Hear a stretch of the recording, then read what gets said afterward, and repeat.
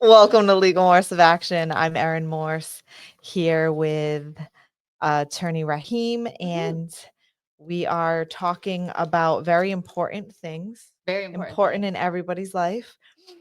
And most importantly, it's about our mother's childhood kitchens. We were children in the 90s, so those had themes. Kitchens had themes. And you were telling me about your mom's theme. My mom's theme was apples. Yeah. And it went on for a very long time. Shout out to Mom if you're watching. I'm not making fun, I promise. No. But yeah, she had this apple. Think of Cracker Barrel. You know, we go to Cracker Barrel. And you have the country cracker store. Just love it as a kid. And they just think that. I love it as an adult. Yep, that with the apples. A lot of apples. Big, famous trash can. Shout out to that trash can. That trash can. My mom in our 90s kitchen did not have a theme. That's so shocking to me. The kitchen was a galley kitchen, and it had green tile, and it was really plain. We had white walls. You don't want to know what color cabinets we had. We had peach cabinets. No. The only real decorating that my mom did was we had this one wall that separated our living room from a formal dining. That was also where you walk in. And she tried to paint the trim like 5 different colors. One time it was a gray, one time it was a lavender purple, and one time it was a peach. Only the trim around this one wall they painted, and she never liked anything. I don't ever remember her picking one out. I'm sure that she did. Yeah.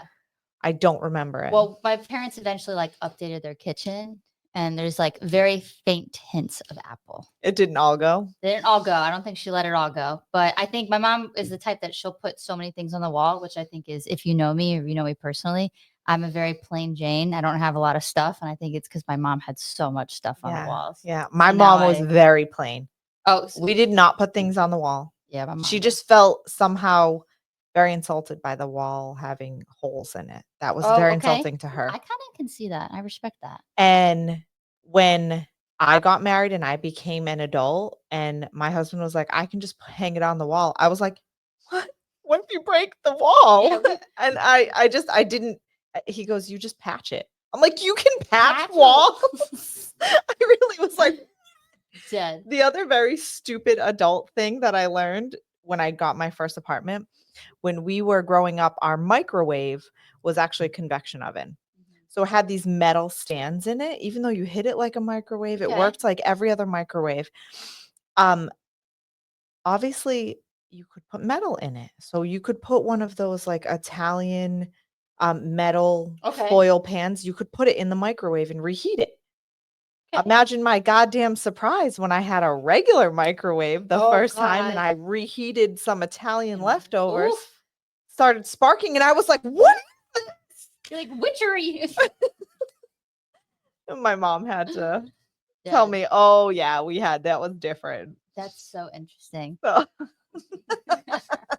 it was very silly. Very silly. I looked so Thank goodness stupid. You didn't cause a fire. I mean, it sparked. Yeah. And we had a big black mark. My bad. My bad. So today's episode, we have a very exciting mini episode. Very exciting. Also, it's very exciting for us legal nerds. I hope that you preferenced our last podcast on Kelly Clarkson. You learned that we apparently are super fans. We love Kelly. We learned that. Okay. Shout out to Kelly. Call me Kelly. Call us. We're here for you. So this is really kind of preferencing off that. So I'm very excited about this. Yeah. So that was a very exciting thing for us to go over. So in the reality that's really exciting for us, we wanted to also do an episode, and shout out to Megan. Our amazing research and writing assistant. She's wonderful. And she helped us do some research on this because it was pretty hard to find. For sure. So it was pretty hard to find all of the information on the lawsuit between Starstruck Management and Kelly Clarkson. And my understanding is that Starstruck Management is owned by Kelly Clarkson's ex-husband's father.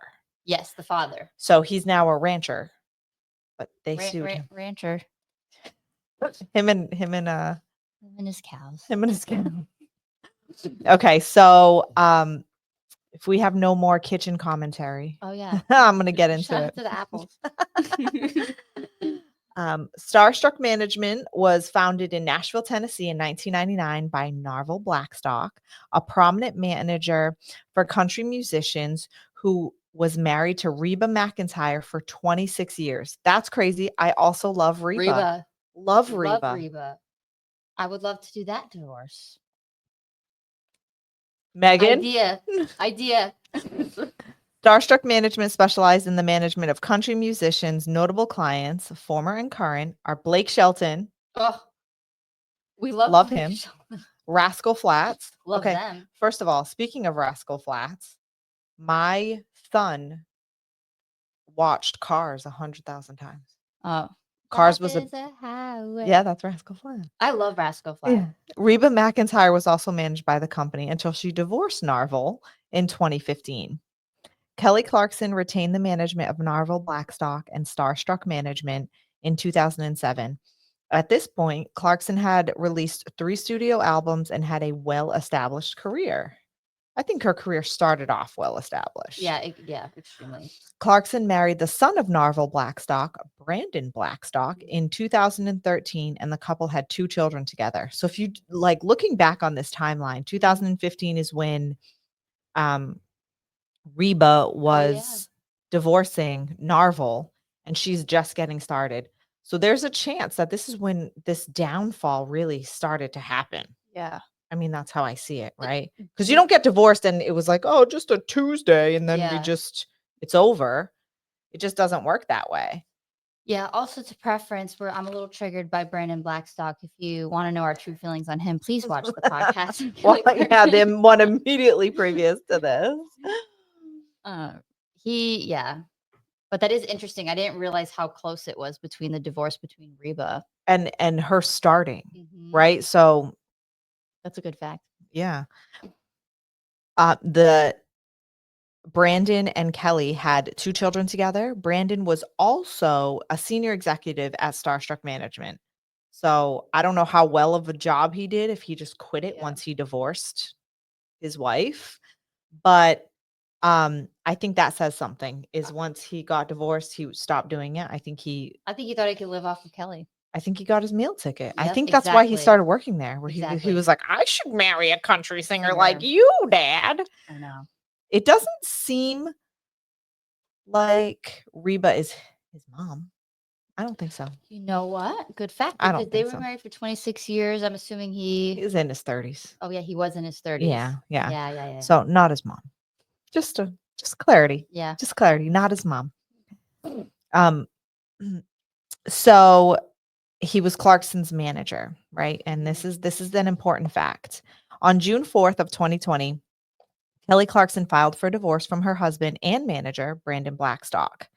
A few months later, in September of 2020, Starstruck Entertainment, represented by Lehner Friedman, Tattleman, and Cooley, that's the law firm, Lehner Friedman, Tattleman, and Cooley, we're a law firm, filed a suit against Clarkson with the Los Angeles Superior Court for breach of contract and $1.4 million in unpaid commission.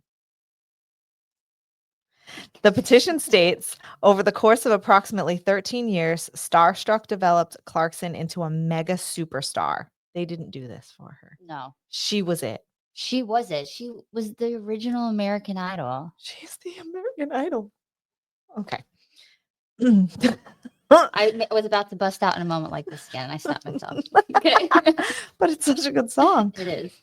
Over the course of, by way of example only, Starstruck was instrumental in helping Clarkson achieve success in terms of numerous hit albums, multiple Grammy wins and nominations, and her role on popular TV shows, The Voice, and her own talk show. Despite Starstruck's hard work and dedication, Clarkson had decided that she's going to stop paying Starstruck, which is that which it is contractually owed. I'm quoting directly from the petition here.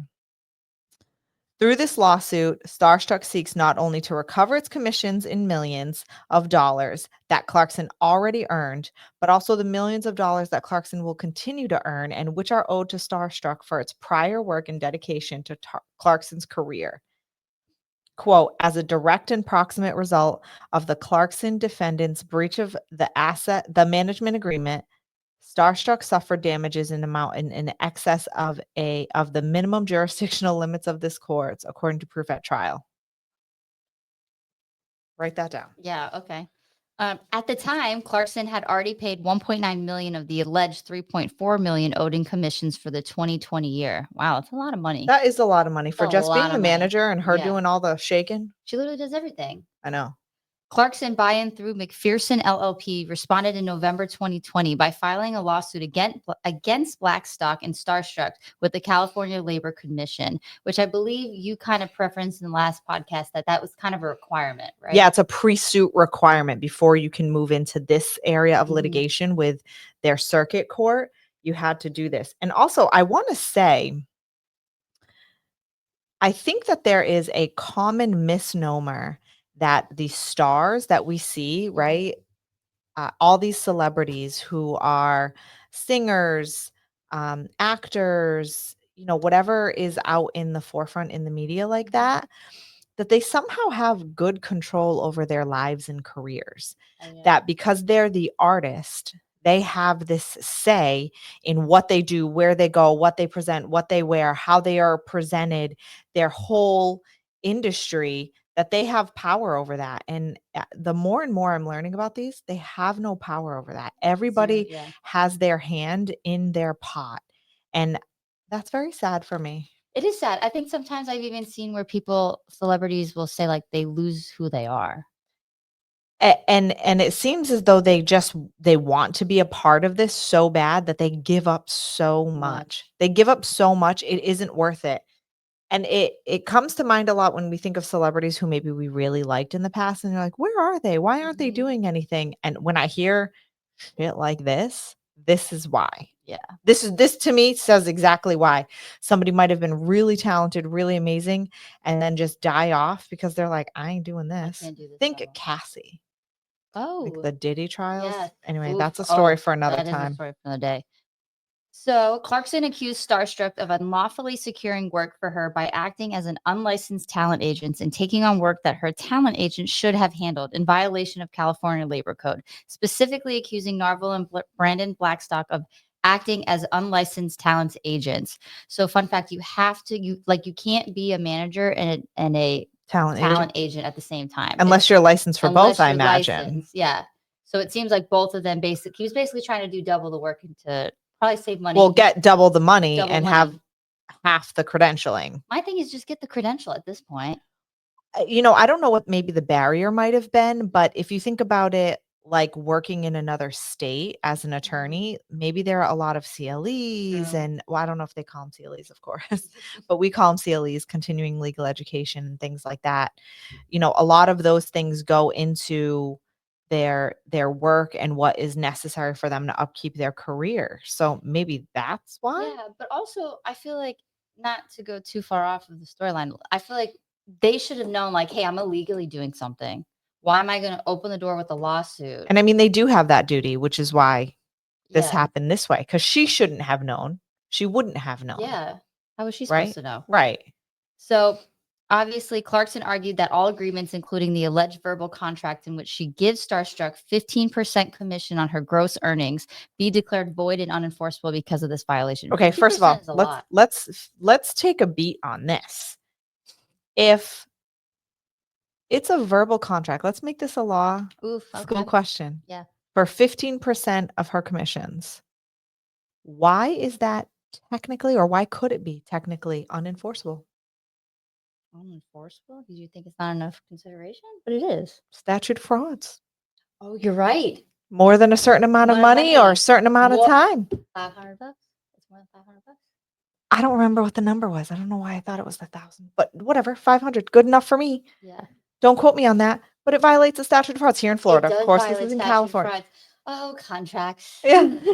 But that's why that wouldn't work. It so wouldn't work. Because of how much money it is and the amount of time it would take to complete. For sure. Because it's over a year. Yep. Anyway, thank you. Thank you for coming to my podcast. Yeah, I passed. Yeah.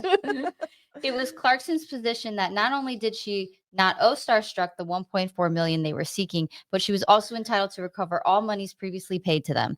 Clarkson also asserted her entitlement to a full and complete accounting from them of all money that they received directly or indirectly from all contracts, employment, or engagements pertaining to her in any way, and that any money made in those commissions, fees, profits, and advances, and producing fees. At this point of me reading this, right, so this was in her answer, I would be shitting myself. I'd be like, fuck. Not me. I know, not you. Blind. Like, it's prove just, it, right? I feel like it would be pretty easy to prove that he wasn't an agent. I agree. And this, I would have argued all day long, statute of frauds. I can't. Statute of frauds, yeah. I don't know if it's the same in That's California. the only thing I could think is that Maybe it's not the same, and maybe it's not the same when it comes to like talent agents and stuff like that, because they like maybe it's a carve out that it could be enforceable because it's necessary for how they do business, right? True. And it might be necessary for other reasons. It may work out well for this particular industry. So I don't know. That might be a carve out. That's true. Starstruck's alleged specific violations included failure to submit a written application for a talent agent licensure. Sounds like a statute of frauds specific need. Failure to draft and enter into a formal talent agency agreement. Demands of unconscionable fees and compensation for her illegal services. Okay. Provision of false information in regard to their engagements. Failure to deposit a $500,000 surety bond with the Labor Commission. Failure to post a schedule of fees in their office. Failure to maintain proper records, and failure to post a copy of the talent agency's acts in their office. Ooh, they're just going for everything. Yeah, honestly, throw it. Which right? they should. Which they should. Clarkson also filed with the Los Angeles Superior Court requesting that the breach of contract suit be suspended until proceedings have concluded with the Labor Commission. Which I think is right. I think so too. If the Labor Commission ruled in her favor, all of the claims made with the Superior Court would be moot, which would make sense. Right. Starstruck's counsel gave public comment on the petition, saying the petition conveniently ignores the fact that Kelly had her own licensed talent agency at all times. While Starstruck Management Group provided talent management services on her behalf, it does so at all times. That Creative Artist Agencies was her agency of record. It's unfortunate that Kelly is again attempting to avoid paying commissions that are due and owing to Starstruck to try and achieve some perceived advantage in her ongoing custody and divorce proceedings. Buddy, you started it. I just had a client hire who has similar issues. Again, not a talent agency, but the parties own a business together, and they have a lot of issues with the business, her lack of access to the business. They're really breaking some business laws. So we are teeing up to make sure we go after this on a business perspective, and that we go after this on the divorce perspective to unwind both of them, because that's possible. And there's an attorney who told my now client that it wasn't possible, and that she should not get divorced until they figure out what they're going to do with their business, as if you could get along with your soon to be ex, about your business. That makes no sense. So not possible. And I said, that's unequivocally not true. Kind of holding them hostage. Absolutely. And this attorney just said, go figure that. And they're a well-known attorney in a well-known firm. I was like, sir, do you need me to conduct a CLE for you? Yeah. Yes. So anyway, things got quiet on this front while Kelly and Brandon's divorce proceedings took place. However, in March of 2023, a multi-day evidentiary hearing took place on the matter. The presiding labor commissioner ruled that Blackstock collected fees on multiple projects in violation of California's Talent Agencies Act. This act prohibits anyone other than licensed talent agents from procuring agreements for professional artists. Blackstock's violation include, but are not limited to, Clarkson's gig on The Voice, her promotional deal with Wayfair, and her promotional deal with a cruise line. Blackstock was ordered to repay Clarkson $2.6 million due to this violation. The only win for Blackstock this go around was the ability to keep the $750,000 he'd already collected in commissions from the Kelly Clarkson show, which Clarkson had requested he repay her. In December of 2023, Blackstock appealed the commissioner's ruling and requested a trial de novo.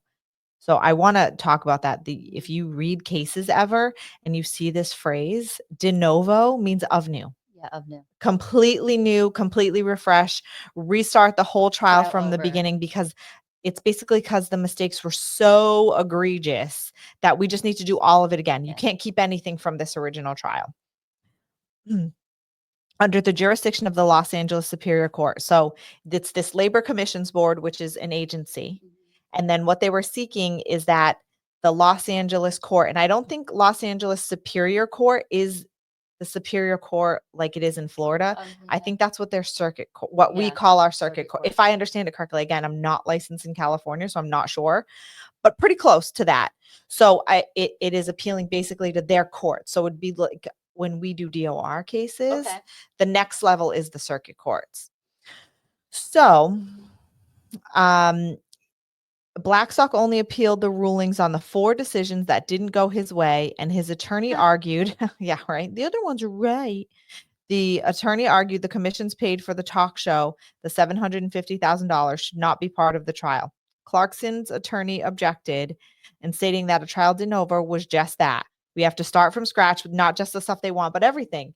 I was just going to say that is that it can't be de novo. It can't be of new. It can't be everything starts over. If you're going to keep some of it. If you're going to keep some of it. Yeah. So, and if you keep some of it, it's not under like that's a specific level or analysis of review, which means like this judge was a wonky, crazy person who can't get anything right. You know, that whoever oversaw the proceedings in the Labor Commission couldn't get anything right. So we got to just start over and scrap the whole thing. You can't have it both ways. So that really was their argument, speaking out of both sides of their mouths. They should have argued it in the alternative argument, as opposed to de novo and keep some, right? So that's it's really funny, I think, in conceptualizing these people have millions and millions of dollars to spend on attorney's fees, or at least a few $100,000, and they get it wrong. Like this was patently wrong. To me, it's obviously wrong. It cannot be de novo and you keep some. Yeah. So if the standard is de novo, right, meaning that the Labor Commission boards will have to have gotten it all wrong, then you can't keep some. You can't say, well, they kind of got it right. Yeah. Only when I win. Right? It sounds to me like he's just throwing a tantrum. Like, don't we have a case like that? Oh, for sure. Where I literally had to put in the response motion, this is essentially a spaghetti at the wall motion. I put that in a motion. Oh my God, that motion. I don't even, they literally took everything. It was like, please just pick one. It was such a good motion that prior counsel, who referred the case to me, because once it got more complex, he sent me the case, and that happens a lot for us. Because he still has access to the case, he was prior counsel, and we got along well. He's a very, very good friend of mine. He actually sent me a text message going, "You fucking killed her in that motion." My client, who is amazing, and we love, this was the beautiful pilot. Yes. He was very handsome. Oh, the pilot. Well, anyway, he was very happy with our response. So that was very important to me. Clarkson fired back in March 2024 with her countersuit, in which she saw any and all commissions, fees, profits, advances, and producing fees or other money she had previously paid to the group dating back to 2007. Imagine she got all that back. Good for her. Due to Starstruck having previously been found in violation of California labor rules. Starstruck's counsel asked for a wide-ranging discovery process leading up to the trial de novo, hoping to simultaneously explore the breach of contract claims they lodged against Clarkson in the Superior Court case in 2020. They also indicated that they would be looking into Clarkson's personal finances, including how she and Blackstock funded their marriage, as Blackstock hoped to confirm that his commission fees were used to pay joint marital expenses to fund a lifestyle that Clarkson was able to enjoy. I just don't see how that's interrelated. I don't see how it is either. I was just about to say, to me, feels real fishing expedition. Yeah, fishing expedition. Also, I love how it's like, to fund the lifestyle Clarkson wanted to enjoy. What about both of you? You can't say it was used for marital funds and only she would use it. Does that make sense? Right. Yeah. Also, you have to realize that she's a fucking mega pop star. I hope she's just living her life and going on vacation. She should live her life. I don't So think she's having babies in this time no and doing all kidding. this stuff and I working know. while you're doing what? Sitting You in see what daddy's it's like for business? me to work and have babies? Oh my gosh. I don't know how God, to it's do hard. I'm gonna drink to that. it. This request was denied by the court, which reaffirmed that the trial would be laser focused on whether he collected fees on Clarkson's deals in violation of the California Talent Agencies Act, and everything else would be put on hold. I still cannot, even if I were maybe a law clerk in this law firm, I'm pretty sure I would be like, you cannot argue about what they did with their marital finances. Yeah. You cannot argue that. It doesn't make any sense. This is a business litigation lawsuit. It's so irrelevant to me. So irrelevant. Yeah. Which, of course, is why it was denied. Like, how could you come up with this cockamamie bullshit? It seems like his attorneys were just going to try anything. Spaghetti at the wall. Yeah. I feel like he probably was a horrible client. Not to say that, but he probably was, and was like, I'm losing and you just need to do everything. And they but I said it, and he demanded to argue this. He's like, but if the court could just hear me, and if you could just tell them this. And that's just a terrible, costly position to have. For sure. That I want justice. And what about if the judge just hears me? And I just want to tell them that is a costly endeavor, right? It doesn't make a lot of sense, and it doesn't make you money. You don't win on that argument. If you just hear me, the judge is a person. I had a client one time tell me this. I'll never forget it. It was a long time ago. But they were like, but if the judge hears me, the judge is a person too. And I said, they're not a person the way you think they are. No. They're actually very strongly bound by the law and to follow the law and to actually ignore their personhood in favor of the law. Yeah. You should truly, truly, truly consider that they should ignore their emotional status in favor of following the law. So when you're like, but he's a person and he'll feel bad for you, he won't. No. He won't. And they can't. It's not possible. So this request, of course, was denied, which reaffirmed the trial. And specifically in this ruling, we will litigate whether there was a violation as to the labor code only. Any questions as to earnings, damages, all of that will come after, said Judge Wendy Chang. This decision came at the behest of Clarkson's counsel, who asserted their previous position from the Superior Court. If the Labor Commission ruled in favor of Clarkson, the breach of contract and related claims would be moot. A trial was set for August 2024, and Judge Chang stated that the fees Clarkson paid to Blackstock for the procurement of the daytime talk show, the previously mentioned $750,000, would be back on the table. Blackstock and Starstruck were ordered to post a bond of $4 million to stay the judgment of $2.6 million against them from the original trial. Blackstock proposed opening a joint interest-bearing account with the $2.6 million. Clarkson asked for a maximum of $5.2 million. It's nice. Yeah, good for her. Yeah. So the August trial was expected to last at least 5 days and included testimony from witnesses who were not available for the Labor Commission hearing in March of 2023. The most highly anticipated testimony was expected to come from Rick Rokskin and Daryl Eaton, two music agents with Creative Artists Agency, the talent agency Clarkson was signed with. Brandon Blackstock alleged that these two agents were with him at the Voice Studios on May 9, 2017, in the minutes before he spoke with the NBC exclusive, who first extended the judgeship offer to Clarkson, from which Blackstock received a commission.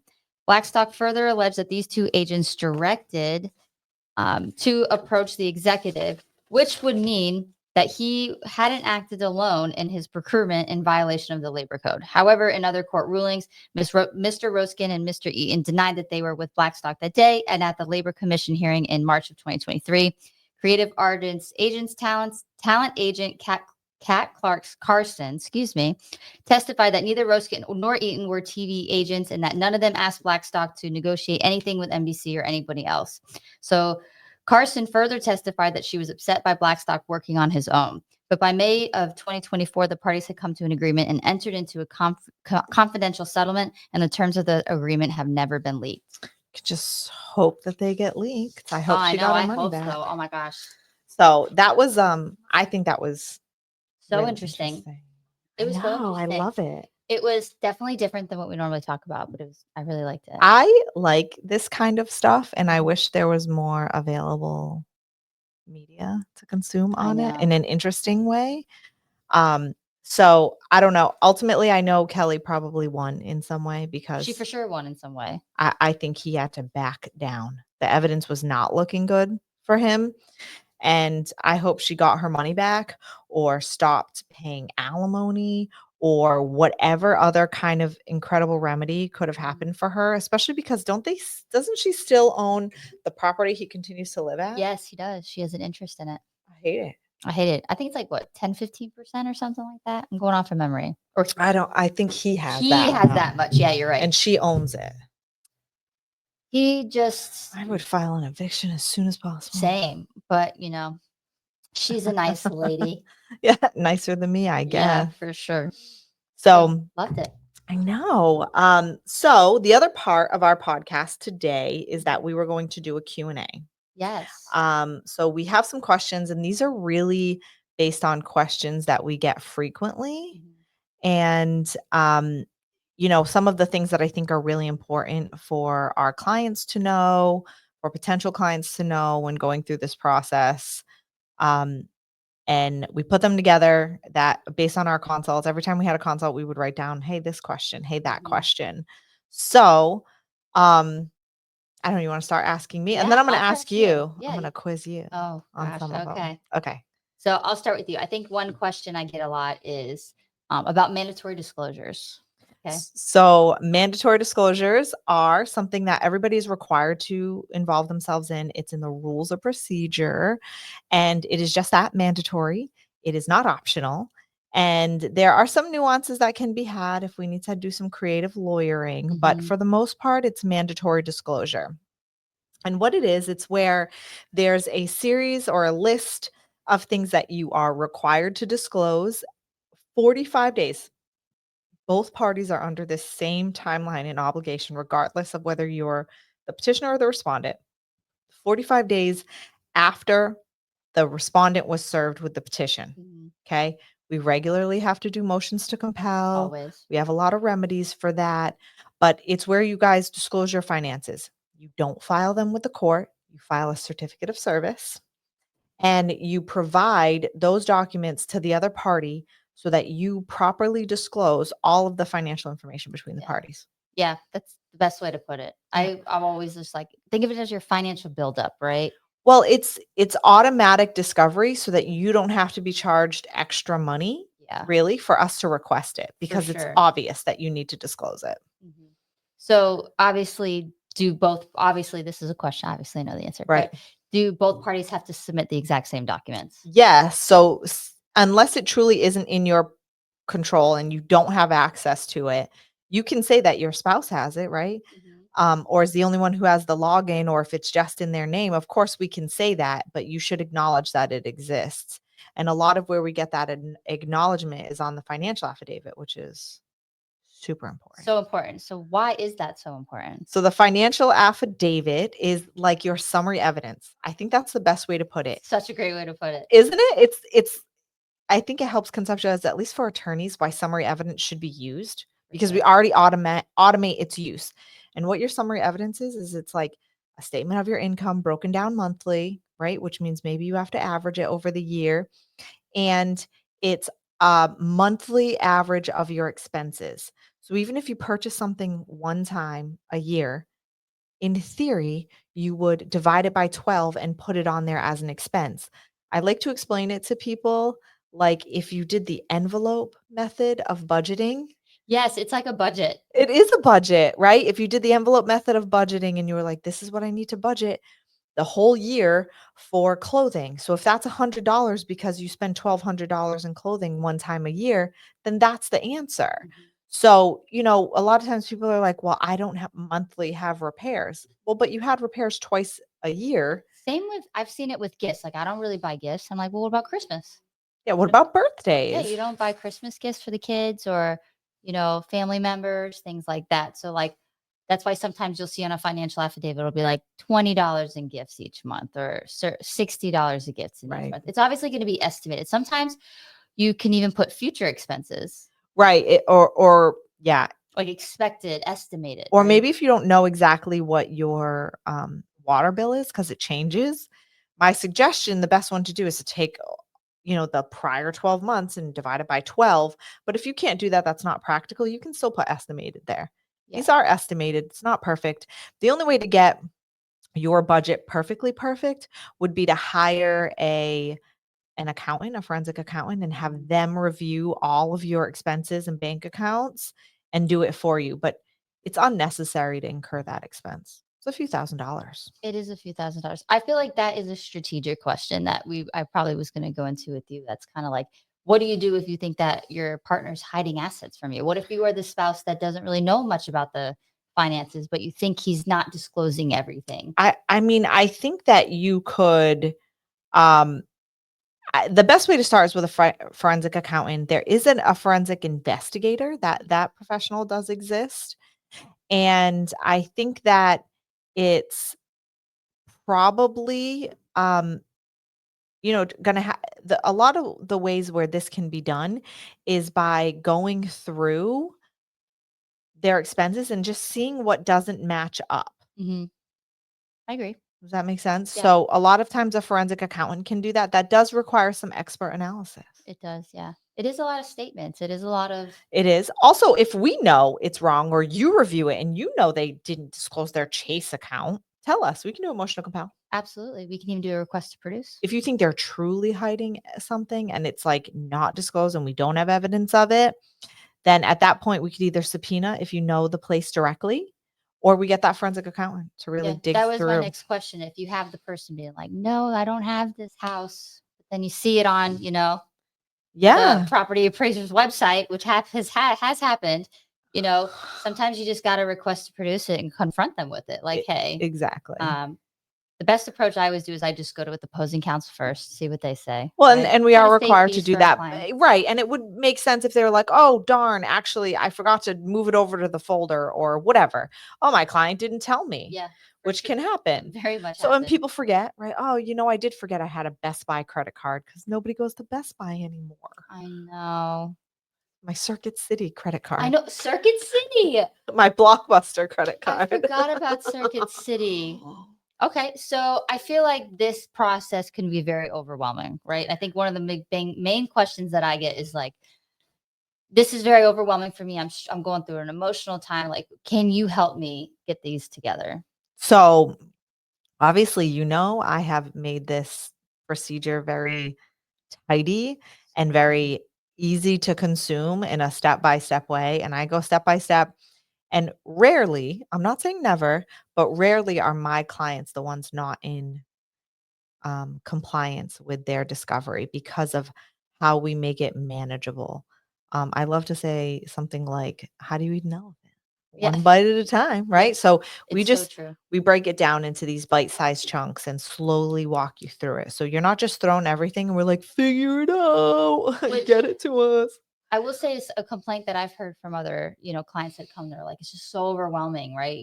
This is an emotional time. I know. So when you break it down, it seems way less overwhelming. Plus, shout out to our staff. We have the most amazing staff, and I'm not just saying that. Like, they will pick up the phone. They will help you every step of the way. Yep. If you have a question or don't understand something, we're here to help you, and we'll really make it, less overwhelming as we can for you. Yeah.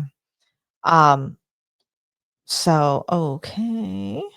I'm going to ask you a few. Okay. What do you think are the most important documents required in mandatory disclosure? Obviously your financial affidavit. Right. That is most important, right? You can't really move. You're going to be, most of the time, you're going to be required to go to a process called mediation, which we'll talk about later, right? Yeah. So to me, you can't properly go to mediation without that. Yeah. Right. So, because not only does going into the financial affidavit was that it tells you if there's a surplus or a deficit, which is super important for things like alimony. Yeah. Child support. And also income. Hopefully they're listing all the payments that they have to creditors. Absolutely. And if the payments they have to creditors don't match up on their liabilities list, I think that's where we can really figure out some stuff. That's one of the easiest ways to figure this out is you're listing certain assets and liabilities and maybe not their expenses, or certain expenses and not listing it as a liability. So that is one of probably the most important, I would agree. Are retirement accounts required to be disclosed? Absolutely. I was just about to What say. about their retirement accounts? Absolutely. Yeah. People love to think that, oh, if I just don't disclose it, they're not going to bring it up. What about if it is an inheritance? Do they have to disclose it? No, they do not. Well, I You believe you do have to disclose disclose it, but is it I was moving into a different answer. Yeah. It's technically considered non-marital. It's non-marital. As long as it wasn't commingled, Right. right? So I think that you do have to disclose it, and sometimes you do have to disclose some properties or stuff that you own prior to the marriage, but you're going to list it as non-marital. There's going to be a checkbox and things that will make sure to say that it's non-marital. But yeah, you do. So, same with settlements, right? are there any assets that you don't have to disclose? No. Yeah, just the ones that don't exist. Yeah, no. People have to be like, do I have to disclose this? Yep. I'm worried about my ex knowing everything about my finances. Is that normal? I get that question. I'm worried about them. I don't want them to know all my business. I mean, there are very few instances where we can redact or black out. Very few. I've even had on my bar exam question was they didn't want to disclose it for right of privacy reasons. I feel like you kind of what I would say is that, right, these are going to have to be disclosed. You're required to do it just as much as you're going to see his, they're going to see yours. But at the end of the day, I mean, it's only limited to a certain period of time. It's not like he's going to see your future ones. It's not like he's going to see, things that you're doing, I guess, once you're finally divorced. But yeah, you do have to show everything. I mean, there's no way out of it. Right. That's part of divorce. Or every cheating spouse who spent too much money on their affair would just claim privacy. Yeah. Oh, absolutely. That's what I was going to say. That's why bank statements are so important. You can find out so much about somebody and what they're hiding, what they need. You can't be like, oh, I don't want to disclose mine, but I do want yours. Yeah, exactly. It doesn't work like that. And is mediation, you mentioned mediation, is it required before going to court? I'm going to say yes. I know in Orange County, it is 100% required. Right. Some counties, it's a little different, but we always require it. We do it just as a precursor to court because it's easier. And sometimes a judge will say, well, before I rule on this, let me send you to court. And that's happened to me in a hearing, or I'm like, what? You don't have this standing order. Orange County has the standing order. Seminole County doesn't, but some judges have their own requirements. So it can be judge specific, it can be county specific. It isn't a statute right now, but it is. Do you think they'll ever put that in there? I actually think it tends to have a risk of being violative of your right to access the courts. Good point. I actually think I think there are circumstances where it could be that. It's kind of it's putting like a barrier on it. It does put a barrier. Also, I feel like with mediation, I say this a lot to clients too, is 86 to 92% of cases settle in mediation. And you can settle to some things in mediation, but not all things. Right. Which happens all the time. Sometimes you just don't finish. You don't understand. I was in an 8.5-hour mediation and we only did the parenting plan. We didn't even remotely get close to the finances, but it was going so well that we just scheduled that continued mediation right there. It also saves you so much fees in the sense of like, if you're doing negotiations back and forth in email, holy moly, like the amount of fees goes up like crazy compared to if you're just there at a set time, set day, specific time, you can just get so much more done. And you're in the right headspace to settle, I think. Right. If it's a good deal. Yeah, exactly. So, how long does mediation usually take? I'm just going to preface it needs a day. It definitely a day. It needs a day. I think that sometimes you can do it in a half day. I did a half day mediation where we did do a parenting plan. But you got to be real motivated to settle. They were very motivated to settle, and there were pre-talks of a kind of settled parenting plan. But I always say minimum 8 hours. Attorney Morris, what is the longest mediation you've done? I think it was 4 days, 5 days. 5 days? Was it 5 days? And it didn't settle in mediation. I had to continue and do it myself, and I really had to bully opposing counsel, and we settled on the eve of a hearing. I'll never forget the day that I was here. You were in mediation. I think it starts at 9 a.m. and until midnight. That was one day. We went back in more days. I will never forget this, and it didn't settle. I was furious. I actually got really rude with opposing counsel. I mean, as you should. I feel like they were jerking you around. I do too. But they made it seem like they were going to settle because you don't ever let anyone jerk you around. But he waited to the last second to do it to you. And it wasn't even that he was saying no. He was just making these edits that were so petulant. He was just like, I just need another hour. Yep. We agree, but we just need to review this language. And then he wanted to remove. He wanted to remove language that was very stupid. Like, I've been open and honest in entering into this agreement and intend to be bound by it. When he wanted to remove that, I was like, and that was at like midnight. I was like, what do you mean?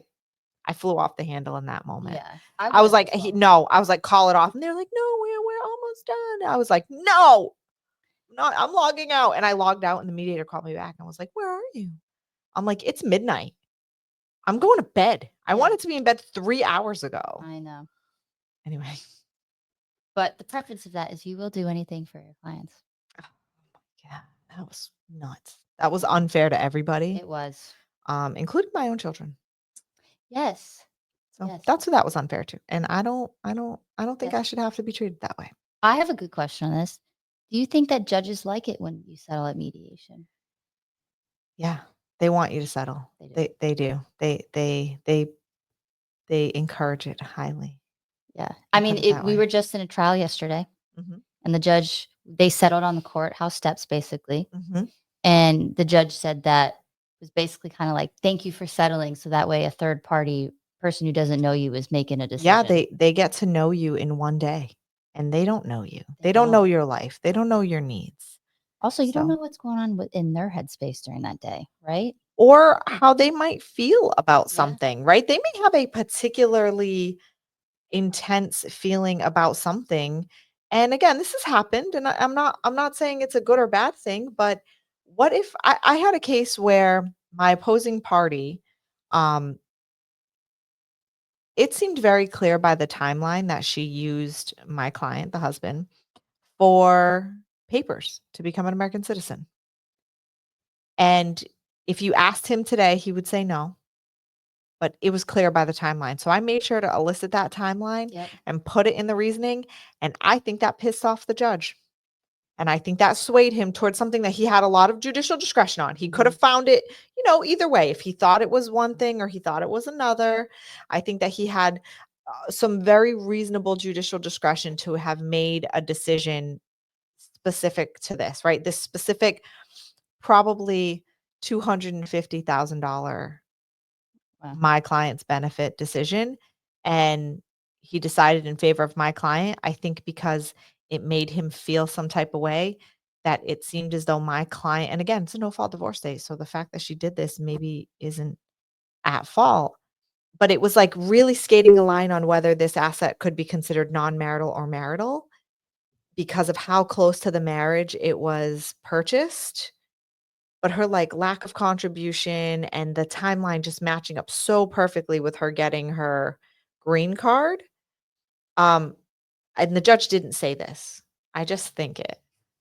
So the judge did not base his decision on this. I have no evidence of that. It's my suspicion. But I think that might have upset him that this person seemed like they were being used. And again, my client would have stayed with her. Yeah. He asked that before we went to mediation. Oh, so yeah. And, she moved to another state a year and a half before the divorce, right? And then came back for a period of time immediately before her citizenship, and then somehow got in a fight 2 weeks later after her citizenship was stamped 2 weeks later and went back to the other state, right? I think that one thing I would like to preference is that, how, or at least that I'm finding the more that, I'm doing way more mediations and being trained under you and stuff is like, I think that we become very prepared to our mediations compared to some other opposing counsels. Like, for example, I have a mediation tomorrow and I already have my equitable distribution worksheet prepared. I have a proposed parenting plan drafted. I have a proposed mediated settlement agreement, and I have a alimony proposal ready. Like, I am ready to go. And our clients are prepared with this information and knowledgeable. Yeah, we go through with them. We have a prep meeting that's a whole hour. Yeah. We go through it. We figure out, okay, what do you want? What do we want to offer? We let them know if we think that's reasonable. Is it not reasonable? So that way, when mediation starts, we're not wasting your time and fees. We are ready to go with a proposal. Right. Or prepared for, like, okay, this is where we're at, compared to where, I've seen where people go to mediation, they just start there. That could take 3-4 hours sometimes. Or I've had plenty of mediations where the person on the other side is like, I'm not emotionally ready to make this Oh, decision. I'm like, what? Because you don't get into mediation right I was away. gonna This say. process doesn't move relatively that fast. As far as your timeline go, you can expect to go to mediation 3-4 months I was gonna after say 3-4 months, maybe. that's expected. That's soon. That's getting it done reasonably because we have to try to get this mandatory disclosure in.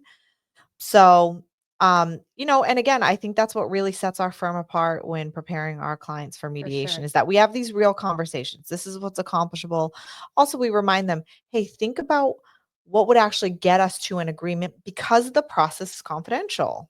Absolutely. Also, I think it, like I said, I already know I said it was just, it kind of saves times, attorney's fees. And then, like you were saying, it mentally prepares you. Like, what are we going to speak about? This is what it's going to be about. This is the emotions that are going to come up when we talk about these things.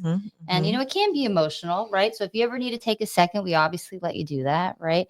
Also, what I also love that Attorney Morse taught me is, like, we don't let the opposing party, like, bully us. Like, if we think they're wasting our time, you'll I shut cut it it down. off. I shut it We down shut real it off. Like, early. that's it. And I've had to use it a few times, and magically we get an agreement. Yeah. Well, sometimes you're just like, you know what? You're Forget it. wasting my Forget it. time. Yeah. And then Yeah. once they realize, like, oh, okay, wait, because they Right. want to see how far along they can take us. Yeah. Yeah. But So, if you had to, I have a good question, right? That I think people need to hear.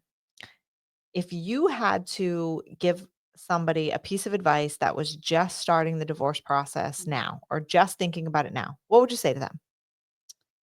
oof, that could be a really deep question. There's a lot of things Yeah. that you could think. I would let them know that this is going to be a long process. I think that it's going to be Good a results aren't quick. good results are not quick, but you're going to have people beside you. You're going to learn a lot about yourself. You're going to learn a lot about your spouse, and just be prepared to not only kind of put your hard hat on, but to also emotionally take care of yourself, Yeah. right? This is what I would say to a friend, right? It's going to be very emotionally taxing, and I hope that you are taking care of yourself emotionally. I also hope that you are trying to think with your emotions out of it just a little bit, which can be very hard. Mhm. Um, Kind of start organizing yourself. We want Or to, allow us to give you that advice. Allow us yes, to give you the non emotional advice. yes. I think we had to say that yesterday. Yeah. And I think if someone was just starting their divorce process, what I would want to tell them to start being prepared for is forgiveness. Forgive yourself that you're going through this. Forgive yourself for whatever mistakes you might have made and be kind to yourself about what this is going to look like, including that it's not going to be a perfect result because it never is. In order to achieve settlement, you're going to give some. If you give it to the judge, you don't it's unpredictable about exactly what will happen or what they feel Sure. about certain things. So, and you don't know what kind of preconceived opinions this judge is going to come to court with. So, I think that again, taking the time to do that. Fortunately, with our firm, we do have a strategy session. Absolutely. I'll kind of close on that. I don't usually do this in the podcast, but I think it's worthwhile. Um, if you already went to mediation and that didn't work, we can help. We can help you prepare for settlement if you want to make sure we offer one or use our firm and our reputation for that. That's what happened in this last hearing. For sure. He That's did not exactly. want to go against me in court. And again, he was actually very respectful. This attorney was very So respectful. respectful. And I wanna report that very positive experience. Yeah. And you know, we can help you at any stage of the case, of course, even after a final judgment. If you guys need changes or Yep. enforcement and stuff like that, we really do handle all of that area.